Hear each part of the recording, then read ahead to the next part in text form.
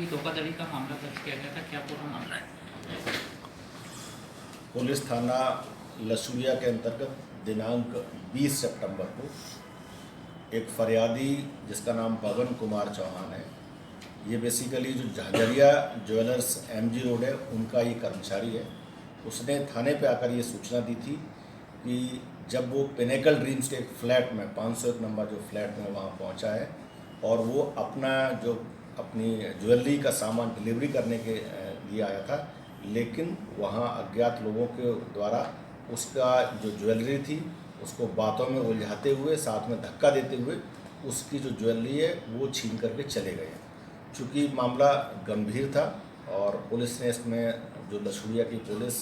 और एसीपी विजयनगर के द्वारा वहाँ पे बहुत ही जो फास्ट क्विक डिसीजन किया गया और इसमें पूरी एक टीम लगाई गई तत्परतापूर्वक, जिसमें जब इसको बैक ट्रेस किया गया, जो इसकी फॉरवर्डेड जो ट्रेसिंग की गई, तो इसमें 2 लोग की पहचान की गई और ये दोनों लोगों के द्वारा एक टैक्सी के माध्यम से ये बाईपास की तरफ जाने की सूचना मिली। इस सूचना के आधार पर जो लसूरिया पुलिस की पूरी टीम के द्वारा सीसीटीवी जब खंगाले गए और उस गाड़ी को, जिस गाड़ी के माध्यम से ये दोनों सस्पेक्ट थे, जो आरोपी थे वो भागे थे, उनकी चिन्हित किया गया और उनके द्वारा ये बताया गया उस टैक्सी के द्वारा कि उसको वहाँ भोपाल स्टेशन पर ड्रॉप किया गया है। उस सूचना के आधार पर जब एनालिसिस किया गया तो उस समय की जो पॉसिबल गाड़ी थी उनको जब आइडेंटिफाई किया गया, उसमें से देखा गया कि वो जो गाड़ी थी एक शताब्दी का टाइमिंग काफ़ी मैच हो रहा था और जैसा सूचना उस जो कार के द्वारा, जो स्विफ्ट डिजायर का कार का ड्राइवर था उसके द्वारा जब दी गई, उसके आधार पर ऐसा था कि वो यहाँ से भागने वाले हैं और शताब्दी एक्सप्रेस का उपयोग करने वाले हैं।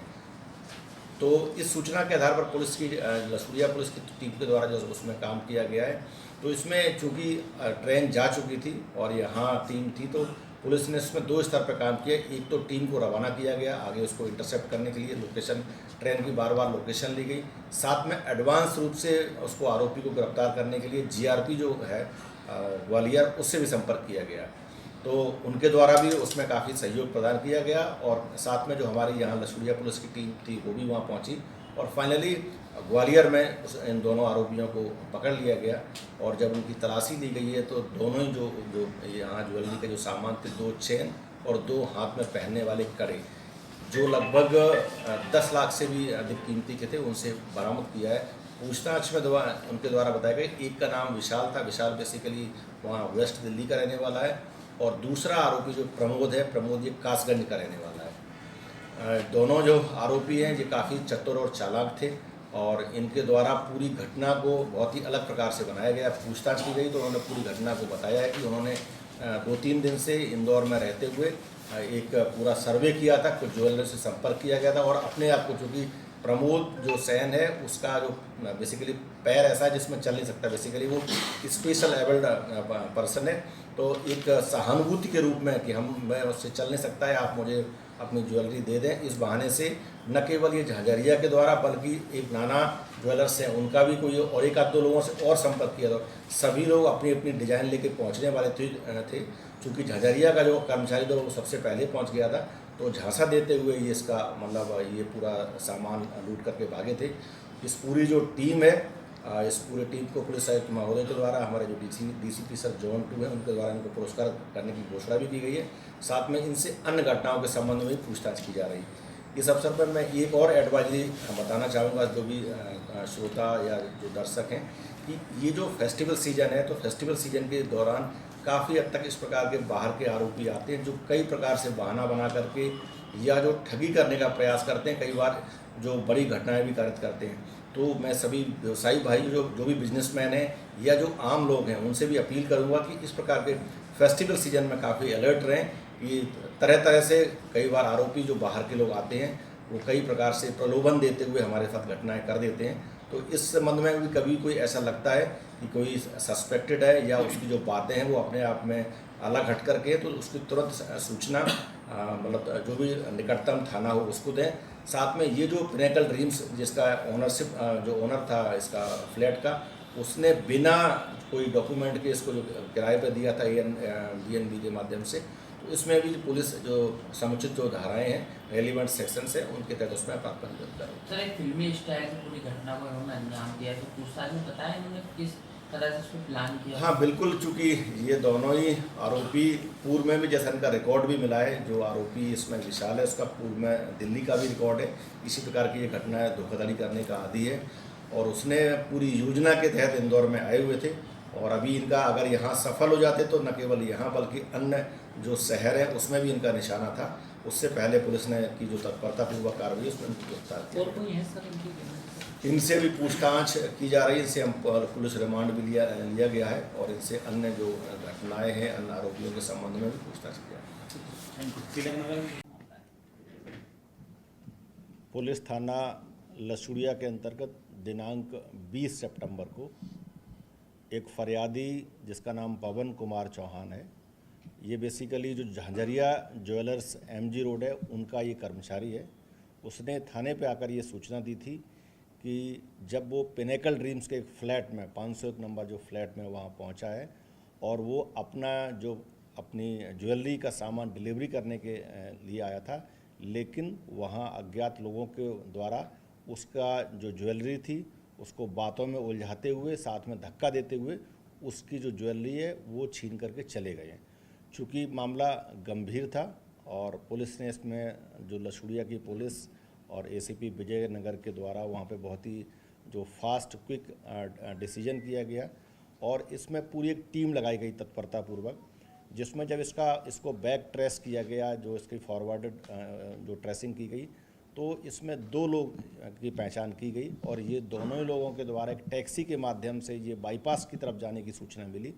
इस सूचना के आधार पर जो लसूड़िया पुलिस की पूरी टीम के द्वारा CCTV जब खंगाले गए और उस गाड़ी को, जिस गाड़ी के माध्यम से ये दोनों सस्पेक्ट थे, जो आरोपी थे वो भागे थे, उनकी चिन्हित किया गया और उनके द्वारा ये बताया गया उस टैक्सी के द्वारा कि उसको वहाँ भोपाल स्टेशन पर ड्रॉप किया गया है। उस सूचना के आधार पर जब एनालिसिस किया गया तो उस समय की जो पॉसिबल गाड़ी थी उनको जब आइडेंटिफाई किया गया, उसमें से देखा गया कि वो जो गाड़ी थी एक शताब्दी का टाइमिंग काफ़ी मैच हो रहा था और जैसा सूचना उस जो कार के द्वारा, जो स्विफ्ट डिजायर का कार का ड्राइवर था उसके द्वारा जब दी गई, उसके आधार पर ऐसा था कि वो यहाँ से भागने वाले हैं और शताब्दी एक्सप्रेस का उपयोग करने वाले हैं।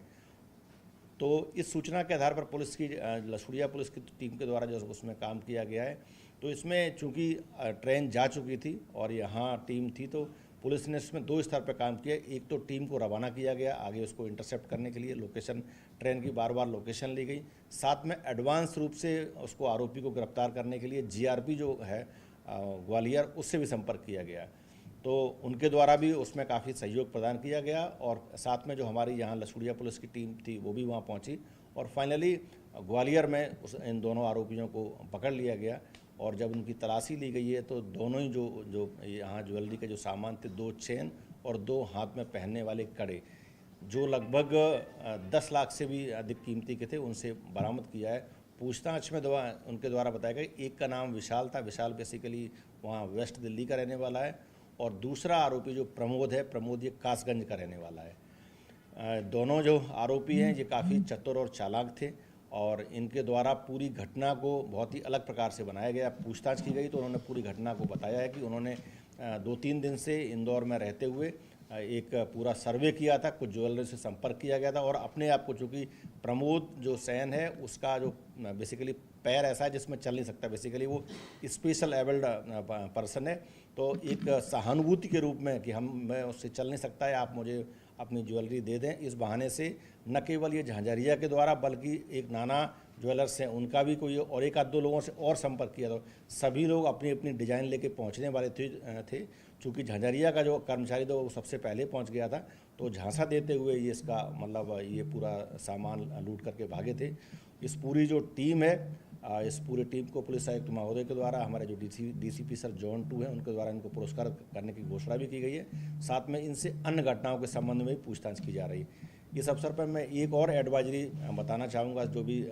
श्रोता या जो दर्शक हैं, कि ये जो फेस्टिवल सीज़न है, तो फेस्टिवल सीज़न के दौरान काफ़ी हद तक इस प्रकार के बाहर के आरोपी आते हैं जो कई प्रकार से बहाना बना करके या जो ठगी करने का प्रयास करते हैं, कई बार जो बड़ी घटनाएं भी कारित करते हैं। तो मैं सभी व्यवसायी भाई जो भी बिजनेसमैन हैं या जो आम लोग हैं उनसे भी अपील करूंगा कि इस प्रकार के फेस्टिवल सीजन में काफ़ी अलर्ट रहें कि तरह तरह से कई बार आरोपी जो बाहर के लोग आते हैं वो कई प्रकार से प्रलोभन देते हुए हमारे साथ घटनाएं कर देते हैं। तो इस संबंध में भी कभी कोई ऐसा लगता है कि कोई सस्पेक्टेड है या उसकी जो बातें हैं वो अपने आप में अलग हट करके है, तो उसकी तुरंत सूचना मतलब जो भी निकटतम थाना हो उसको दें। साथ में ये जो पिनेकल ड्रीम्स जिसका ओनरशिप जो ओनर था इसका फ्लैट का, उसने बिना कोई डॉक्यूमेंट के इसको जो किराए पे दिया था एयरबीएनबी के माध्यम से, तो इसमें भी जो पुलिस जो समुचित जो धाराएं हैं रेलिवेंट सेक्शंस हैं उनके तहत उसमें अपराध पंजीबद्ध कर रही है।